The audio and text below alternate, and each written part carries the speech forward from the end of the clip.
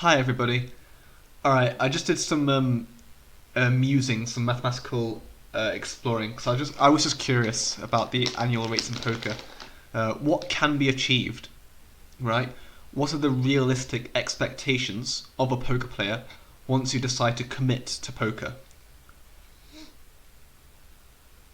Let's just jump straight into it.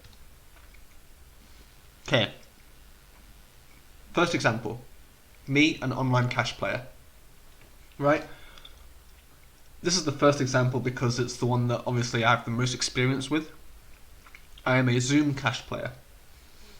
I have a win rate of about 5 big blinds per 100.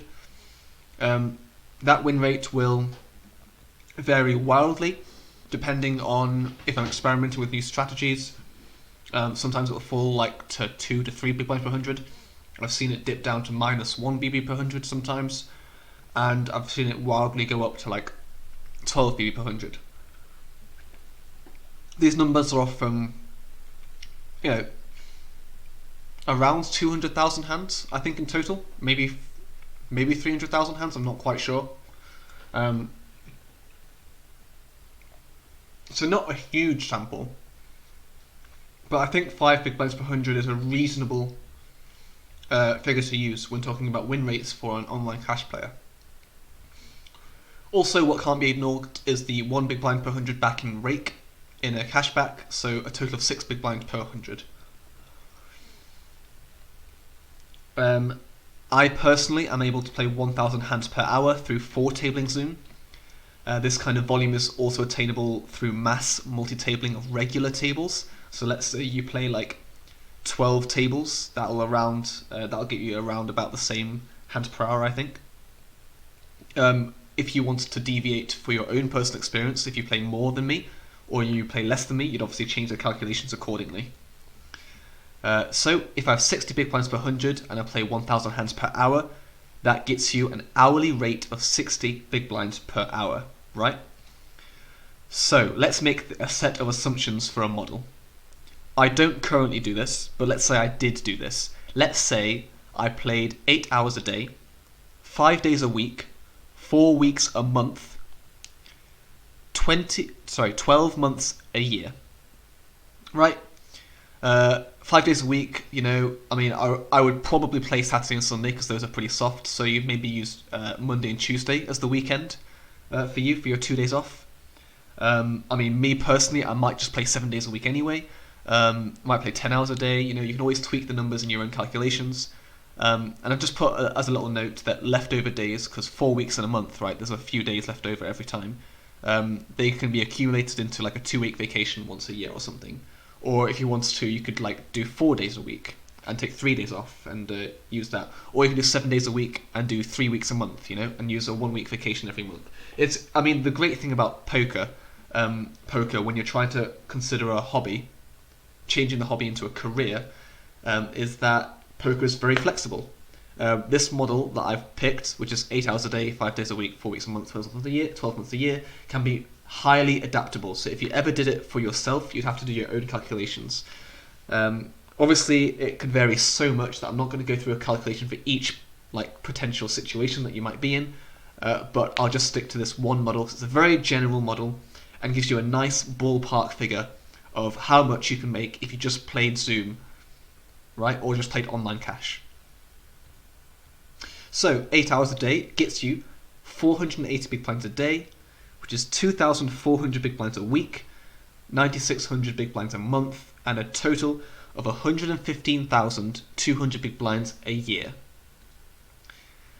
In context, if you played 10NL, that would get you an annual wage of 11.5k a year. 25NL Zoom, 28.8k, and so on and so forth when you progress through the stakes. I am assuming that you're always going to be winning at 5 big blinds per 100, so that might decrease as you move up in stakes.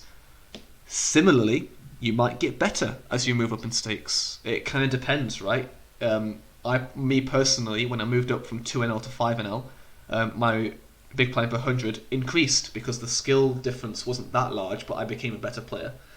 I imagine when it gets to 200 and 500 NL zoom, um, your win rate will be significantly hit, and you'll also get less rake back because you're getting raked a lot less, so you get less rake back.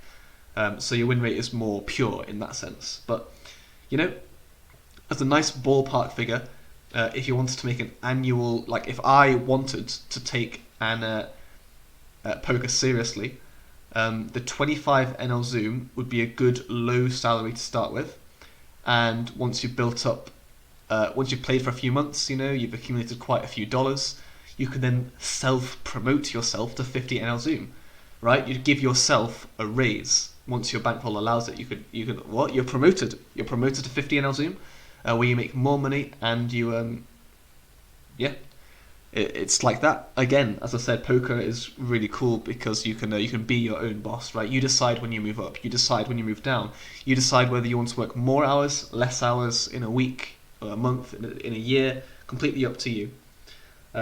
One other side note about online cash is that for me personally, if I do play 1,000 hands per hour, I'm not going to experience that much variance in a year, right?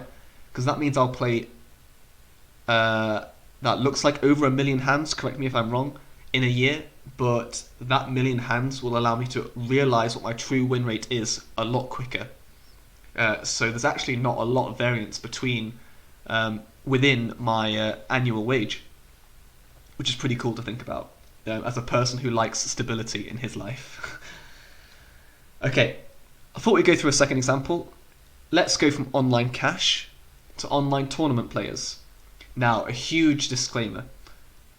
This is a lot harder to build a model for because online tournament players, right, have varying buy-ins and like tournaments vary in length so much you could literally bust first hand, right?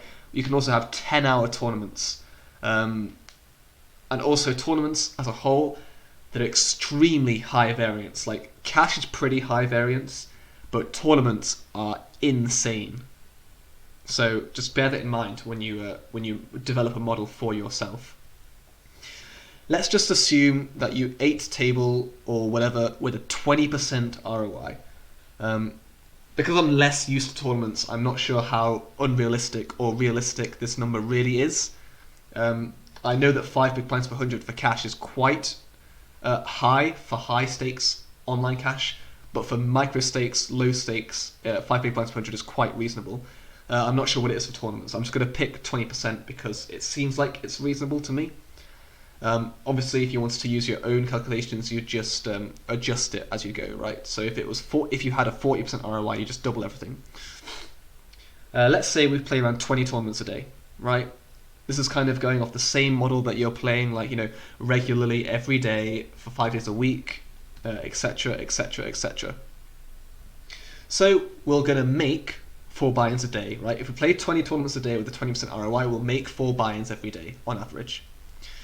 Let's do the 4 days a week, 4 weeks a month, and 12 months a year kind of thing that we've got going on. That means you'll make 20 buy-ins in a week, 80 buy-ins in a month, and 960 buy-ins in a year. Translated into real buy-ins, if you have an average buy-in of $10, that means you're a micro/low stakes tournament player. You'd make 9,600 a year. If you averaged a buy-in of $20, you'd double it, right, to 19.2k a year. $30 is 28.8k a year. That's when I would personally consider a living wage starting to become real. I mean, a living wage is at $20, right? You could have the 19.2k and live pretty comfortably if you just lived a very modest life. But that leaves no room for your bankroll to move up. You'd constantly be playing and then taking it out and not moving anywhere with your bankroll. So I personally consider $30, that 28.8k, to be the point where you could live very modestly, quite cheap, but still develop that bankroll to enable yourself to move up. And then as you progress through the stakes, your annual wage would just increase, right? I went a little bit further then because there's a lot more room for online tournaments, right? There's loads of buy-ins. So I mean, if you had a 20% ROI at the super high rollers on PokerStars, where the average buy-in is $1,000 or even higher, then you could potentially make a lot of money. The problem is that I doubt there are that many tournaments going on. You'd probably have to settle, like quote unquote settle for the hundreds and 200s. But you know what it is. Like you could still make a very reasonable amount grinding it out. What I will say, and I really keep harping on about this, but online tournaments are such high variance. Like in cash, I would be pretty comfortable knowing that if I played 1,000,000 hands a year, that my annual wage wouldn't deviate that much. However, for tournaments, I really don't think it's outside the realms of possibility to have like a losing half a year. So your annual wage just ends up being like, let's say you were averaging those $100 buy-ins and you're expecting to receive a 96k paycheck at the end of the year, but you end up getting like 30k, right? Because you had a downswing at some point or something, or like worst comes to worst, you overestimated your ROI and you actually lost money in a year. Think about how devastating that is to lose money in a year after playing. So something to bear in mind when you consider online tournaments as your career. Also, once again, if any of my numbers are unrealistic, you could just redo the calculations with the changed numbers. So let's say you thought that 20 tournaments a day is too little, then just change it to 40 tournaments a day, or whatever you think is reasonable. Then it becomes a lot more better, like all these would double, right? And you get through the variance a lot quicker. Alright, let's go through a third example, a live cash player. This is quite interesting to me because I've next to no experience of live cash professionally, like I've never grinded it.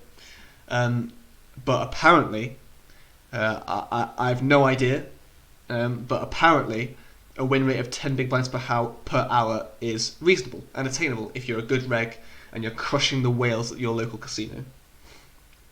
Alright, so let's just use that model of you play 8 hours a day, 5 days a week, 4 weeks a month and 12 months a year. That means you will make 80 big blinds a day, 400 big blinds a week, 1,600 big blinds a month, and 19.2k big blinds every year.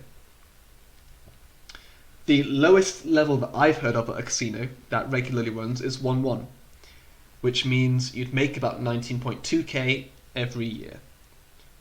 And then it just keeps going up and up and up the higher you go, right? Again, this is assuming the 10 big blinds per hour. I'm not sure how unrealistic or realistic it really is. I'd need to actually experience it or like collect loads of samples, but I just don't have that. As you can see, obviously 10 big blinds per hour might be more and more unrealistic as you move up through the stakes. For example, you go to Vegas, you play the 10-20 games, and it's actually like you might be winning 2 big blinds per hour, which I would see as fairly reasonable. Then obviously that yearly annual wage would decrease, right? It's all these numbers are totally fixed on the 10 big blinds per hour, so you'd have to adjust depending on what you think your win rate would be.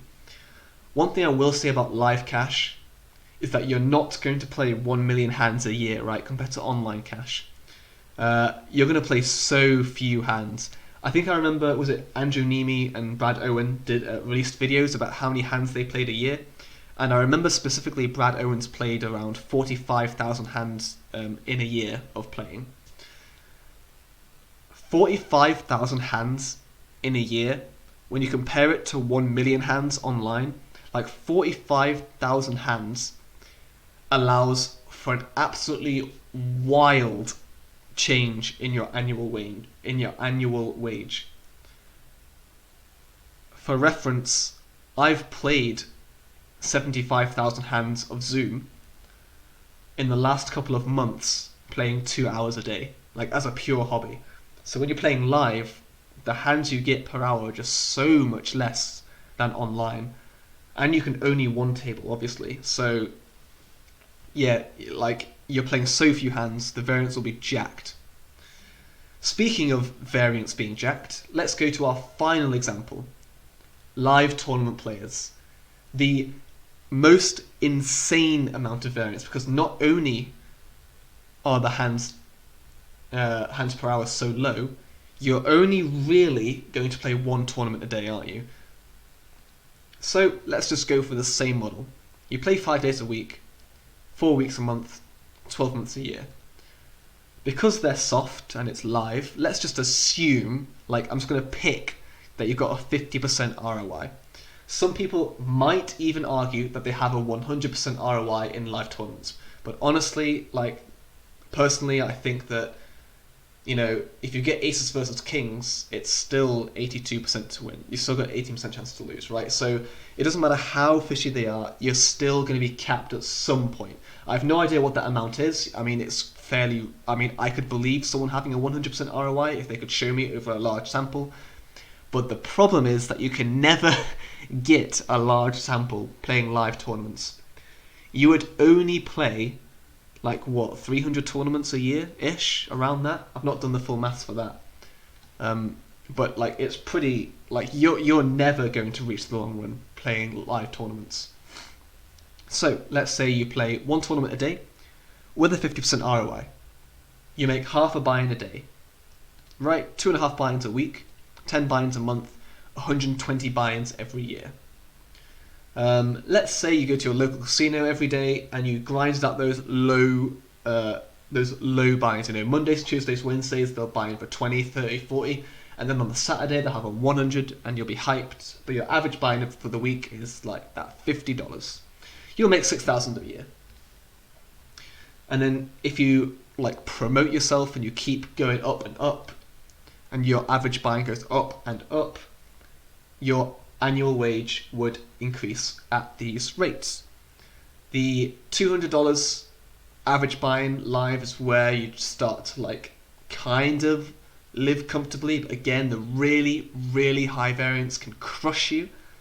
So even like $1,000 tournaments, I would kind of like err on the side of trying to live off that, because even though 120,000 is a very nice and rich and luxurious annual wage, you're just going to realize it so little, like so much less often, because live tournaments are just death, right? You're just going to play so few.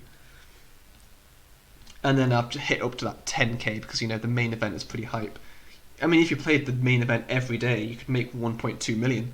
And at that point, I might consider the variance being a little bit reasonable. But, you know, you live and you dream. Live and you dream. Alright, so, like, don't forget, you can always go back through the slides and go back to your other examples, right? I just covered 4 basic examples: online cash, online tournaments, live cash, live tournaments. Feel free to go back to the video and pause and tweak any of the numbers for your own calculations at home. Like, if you're curious about how you play, let's say you are a live tournament player and you think you have a decent sample size and you say you've got a 70% ROI, then sure, go for it. Do the same thing with 70% ROI and all these numbers become a little bit larger, right? Yeah, I think it's really interesting to see, like, what can be achieved with dedication and practice. I said dedication and practice because in the first example, you're going to have to play a lot of hands, right? You've got to keep grinding. And it's the same thing for all of them. You've got to play 8 hours a day, 5 days a week, 4 weeks a month, 12 months a year. Like, you've got to do it.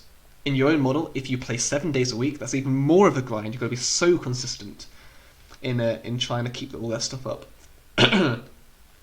So, if you've got any questions, don't hesitate to leave them in the comments. I'll be sure to answer them.